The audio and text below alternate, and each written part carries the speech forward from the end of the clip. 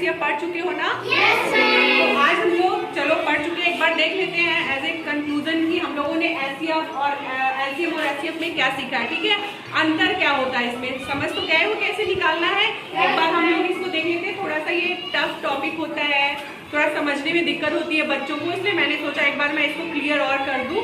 तो देखिए एलसीएम और एचसीएफ में अंतर सीखना हमें। अभी आप लोग लिखना बंद कर दीजिए, जब तक समझा रही हूँ प्लीज इधर ध्यान दीजिए। तो देखिए सबसे पहला अंतर, एलसीएम का फुल फॉर्म क्या होता है? लीस्ट कॉमन मल्टीपल, पहला अंतर ये है। और दूसरा देखिए एचसीएफ, एचसीएफ का फुल फॉर्म क्या होता है? Highest common factor. तो पहला अंतर ये हो गया, ठीक है। इसके बाद देखिए अब दूसरा अंतर हम लोग देखते हैं कि हम लोग एलसीएम निकालने के लिए हमें जरूरत होती है किसकी? मल्टीपल की, है ना। तो हम लोग मल्टीपल को क्या कहते हैं? ये जो मल्टीपल है इसको हम हिंदी में क्या कहते हैं? देखिए गुणज कहते हैं, अपवर्त कहते हैं, पहाड़ा कहते हैं, मल्टीपल कहते हैं। इन चार नामों से जानते हैं ना इसको। एलसीएम में जो मल्टीपल है उनको हम इन चार नामों से जानते हैं, इसको समझ लीजिए। और ये देखिए दूसरे में हाईएस्ट कॉमन फैक्टर, फैक्टर की बात होगी इसमें। तो फैक्टर को ये देखो फैक्टर है ना, फैक्टर को हम किस नाम से जानते हैं? गुणक, अपवर्तक, गुणनखंड और फैक्टर। अब देखो हिंदी में आप गुणज और गुणक में बहुत कंफ्यूज होते हैं ना, हम लोग भी बहुत कंफ्यूज होते हैं, अपवर्त अपवर्तक में कंफ्यूजन होता है। इसके लिए हमें सबसे आसान तरीका है कि इंग्लिश टर्म पढ़ना चाहिए उसके लिए। ये देखिए मल्टीपल, सिर्फ एलसीएम में मल्टीपल और एचसीएफ में फैक्टर, इतना जान लो। फैक्टर एचसीएफ में फैक्टर की जरूरत, एलसीएम में मल्टीपल की जरूरत। तो पहला अंतर फुल फॉर्म का हो गया। दूसरा अंतर हमें मल्टीपल में गुणज, अपवर्त, पहाड़ा, मल्टीपल की जरूरत होती है और एचसीएफ में गुणज, अपवर्त, गुणनखंड, फैक्टर की जरूरत होती है। हो गई ना दो अंतर। अब तीसरा अंतर है कि गुणज हम कैसे निकालते हैं। इसमें एलसीएम में किसकी जरूरत होती है? मल्टीपल की ना। तो हम मल्टीपल कैसे निकालते हैं? मल्टीपल कैसे निकालते हैं? किसी संख्या का गुणज निकालने के लिए उस संख्या को प्राकृतिक संख्या से गुणा करते हैं, है ना। किसी भी संख्या का मल्टीपल निकालना होगा, जैसे 2 का निकालना है तो हम 2 को नेचुरल नंबर, प्राकृतिक संख्या जानते हो ना, 1 2 3 4 5 6 7 8 9 10 ये अनंत होती है प्राकृतिक संख्या है ना, 1 से लेके अनंत तक प्राकृतिक संख्याएं हैं। तो अगर किसी भी संख्या का हमें मल्टीपल निकालना है, गुणज निकालना है, तो उसको हम क्या करेंगे? नेचुरल नंबर प्राकृतिक संख्या से गुणा करते जाएंगे ना।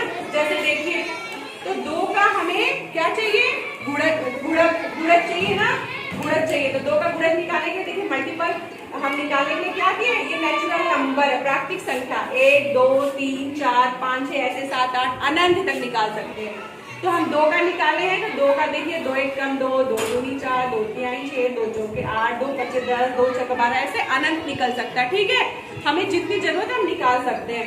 ऐसे ही 4 का मल्टीपल निकालने के लिए, 4 का गुणज निकालने के लिए हम प्राकृतिक संख्या 1 2 3 4 से ऐसे बारी बारी से गुणा करेंगे तो हमें 4 का क्या निकल जाएगा? गुणज निकल जाएगा, मल्टीपल निकल आएगा, है ना। हम इसकी जितनी जरूरत होगी हम निकाल लेंगे।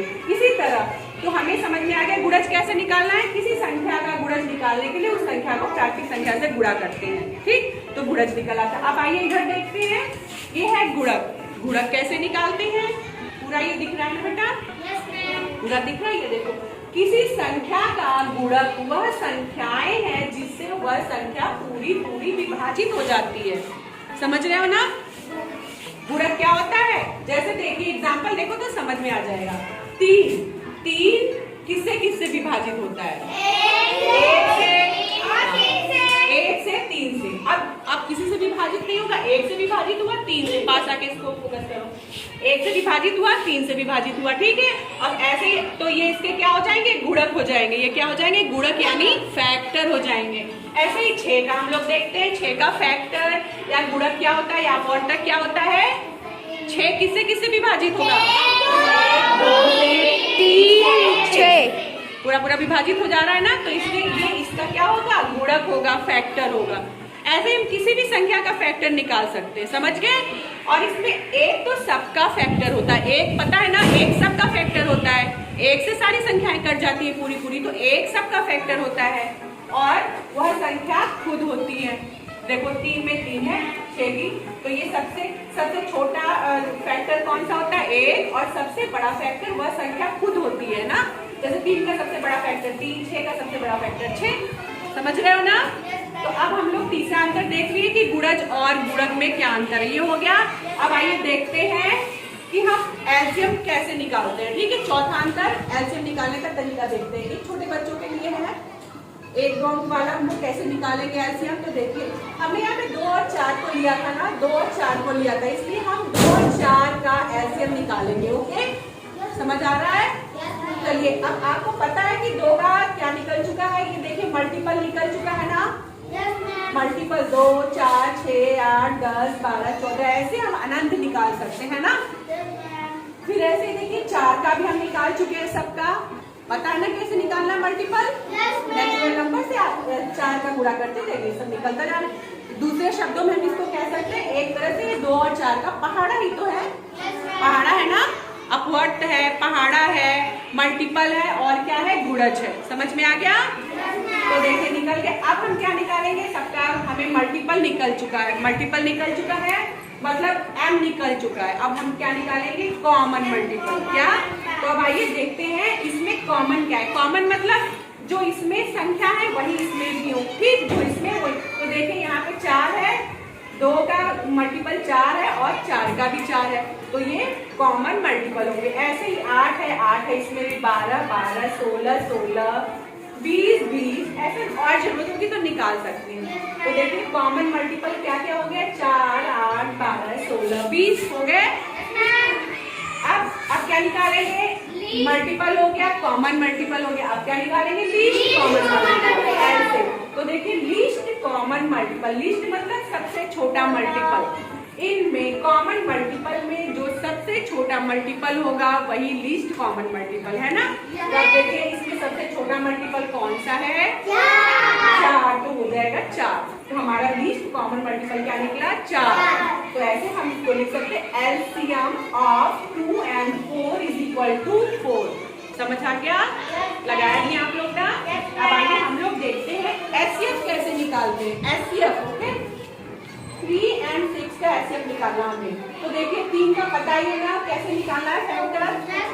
3 का फैक्टर, अपवर्तर, गुणनखंड, गुणक कैसे निकालना है।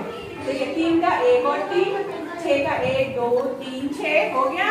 अब देखिए अब क्या निकालेंगे, फैक्टर निकल चुका है, कॉमन फैक्टर है ना। तो अब इसमें हम देखेंगे कॉमन फैक्टर। तो कॉमन फैक्टर क्या है, 1 और क्या है 3 और 3 और तो नहीं कुछ है कॉमन फैक्टर।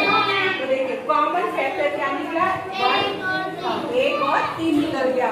इसके बाद कॉमन फैक्टर निकल गया। अब क्या निकलेगा, हाईएस्ट कॉमन फैक्टर है ना, हाईएस्ट कॉमन फैक्टर। तो हाईएस्ट कॉमन फैक्टर, हाईएस्ट मतलब जो सबसे ज्यादा बड़ा वाला फैक्टर है ना, जो सबसे बड़ा फैक्टर होगा इन दोनों में, कॉमन फैक्टर में जो सबसे बड़ा फैक्टर होगा वही हाईएस्ट कॉमन फैक्टर। तो इनमें हाईएस्ट कॉमन फैक्टर क्या है, ये 3 हो गया, 3 हो गया। अब हम क्या लिखेंगे, एचसीएफ ऑफ 3 and 6 = 3 है ना।